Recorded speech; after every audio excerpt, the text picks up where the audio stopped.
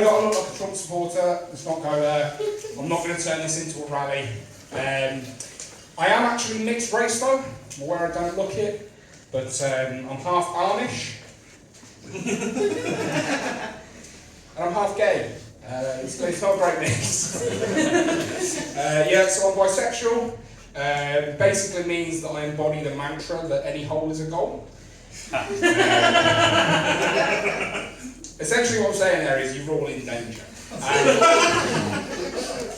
I've got to say, that is my favourite joke of mine that I've ever written, based purely on the fact, in rooms like this, perfectly fine, it's haha, you're all in danger, it's clearly fun. I've done gigs for 2 people. It changes then, so, you're all in danger, so you're in danger. It's weird now, isn't it? Like, you immediately broke eye contact. Oh, yeah. I know you straight away. No, don't look at me, leave me alone. But no, I've actually used the chat online once. I said to somebody, look, I think you're attractive, you think I'm attractive. Let's go somewhere private, figure out where things go. Surprisingly, it did actually work, but I was asked to leave the nursery. Not in the way you're thinking, don't worry, it was a member of staff. Like, I wasn't just there like, so little Timmy, what goes in this hole? No, member of staff, don't worry. So for my day job, I work in a factory. It means I'm mainly surrounded by straight white middle-aged men.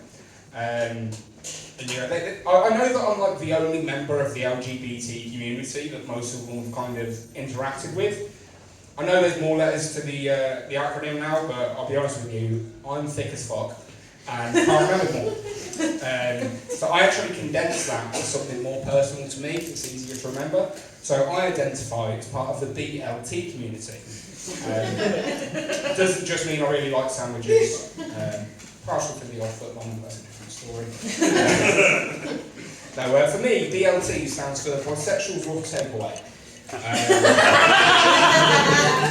It's true, like, I'll be honest with you, one of the main reasons I started comedy was because you spend a lot of time driving on motorways with their service stations.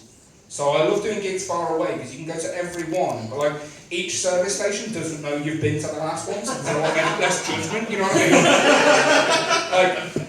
like I've got, there's a place by me that I order from so regularly that I know not just one of the delivery drivers, I know all of the delivery drivers by name. That's not a good position to be in. No, so as I say, I work in a factory, so a lot of the guys ask me a lot of different questions. I'm like, of course, ask away, I'll do what I can to answer.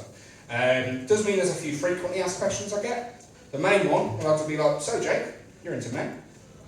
What do you think? Do you think I'm attractive? Would you fuck me? Now, there isn't a correct answer to that question, I'll be honest with you. Because if I say no, it hurts them. Well, why? What's wrong with me? I don't have the heart to say, like, lads, come on, the mirrors in the bathroom are big enough, just go and have a look, I don't need to ruin your ego like that. I can't say yes either. Because the moment I say yes, they get scared. Yeah, you know, like one of them will go to pick something up from the low down shelf and all of a sudden we'll hear, right, someone fucking watch him! I'm like, lads, no, I'm queer, not a rapist, it's not something. It's not part of the acronym, I think. And also, refer back to the mirrors, none of you are worth the time or the effort. Like I say, there isn't a correct answer, so what I started doing, I pretend that they're flirting with me. It is my favourite thing to do. If you're ever in a similar position, try it, it's so fun. Because like, they'll say it, they're like, what do you think? And like, I'm not a very camp man, I know that I don't, like, I get told a lot, you don't look gay. Like, I'm doing all that, I wear jewellery, sometimes I paint my nails. Sometimes I'm a man hanging out the back of me, you know, I'm doing all that. You know, I very much fly into the gaydar, if you will. My nickname at work is the Stealth Bomber. Wrote that earlier today, so I'm glad that worked. But I become the campist whenever someone asks me that. So they're like, so what do you think? Do you think I'm attractive? Would you fuck me? I'm like, oh babes. Really? Me and you? Think you can handle me? Nah. in that colour coordination. That top with those trousers. I mean, we're wearing work uniforms, we're literally all wearing the same thing, but like, you know, but it's my favourite thing because you go really hard in with it, and, you know, not really hard in with it. You know, you start really flirting with them, and you just see like these big, like 6'4" built rugby lads, you know, spend all the time in the booth at proper geezers, you know what I mean? And they just shrink down to about 4'7", start contemplating their whole life and sexuality. Like, I'm not gay. I swear I'm not gay. I'll admit Jason Statham is an attractive man. That doesn't make me gay, alright?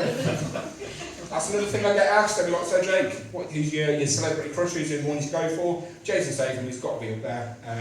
Without hair though. Have any of you seen him with hair?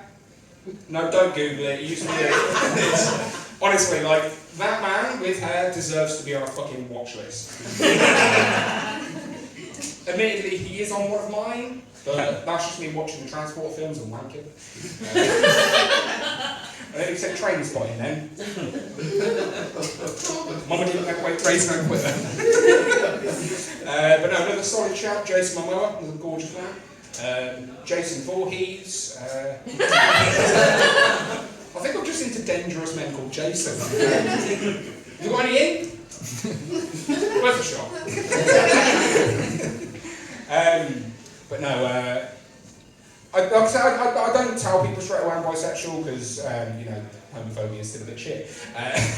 But you know, like, it does get me into a bit of trouble because when I first started working in my new job, you know, I've been there for like a couple of weeks. I've bent down to pick something up. One of the lads walks up behind me, slaps me full force across the arse. Right? It's very kind of like banter environment. It's a yeah, banter. Me, it was more about yeah. Yeah.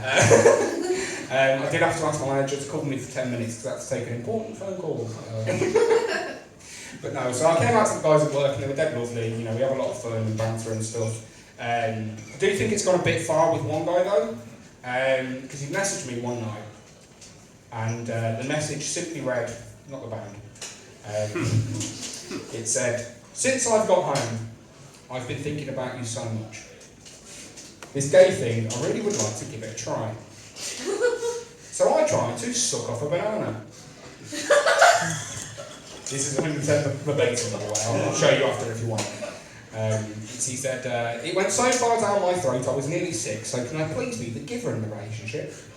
I only got it 4 inches in. On the plus side, my arsehole smells of banana. Quite nice." Yeah.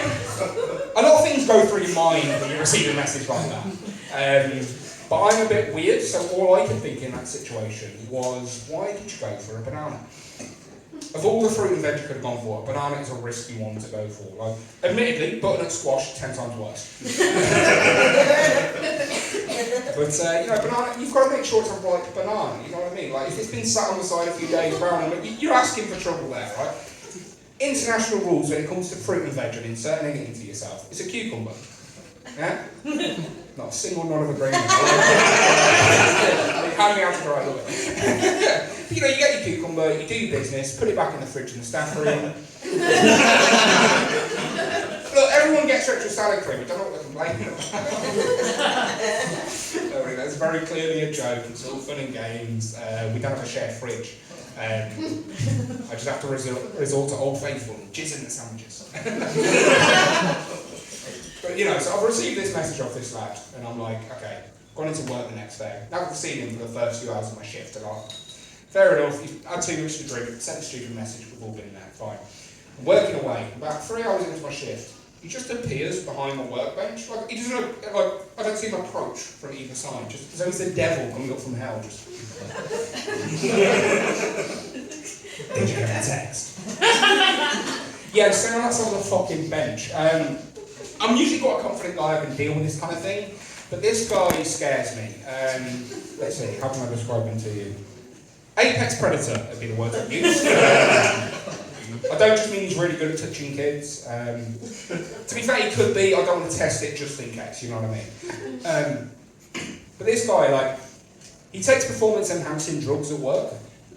And when I say that, what I mean is, throughout one 8-hour shift, he'll have, on average, 4 coffees and 7 cans of Relentless. do cocaine, mate. Yeah, it's probably better for you.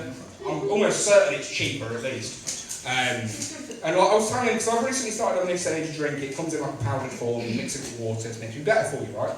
Telling them all about it, showing them all the different sachets with all the different flavours. I turn around to do something, turn back, he's opened the sachet, lined it up on a bench and snorted the whole thing.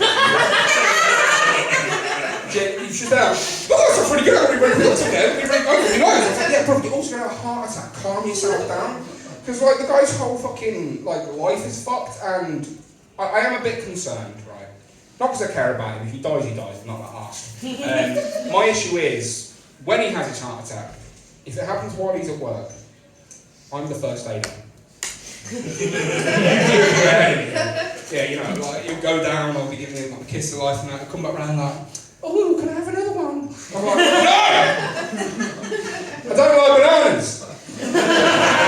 You guys have been fucking lovely, thank you very much, see you soon.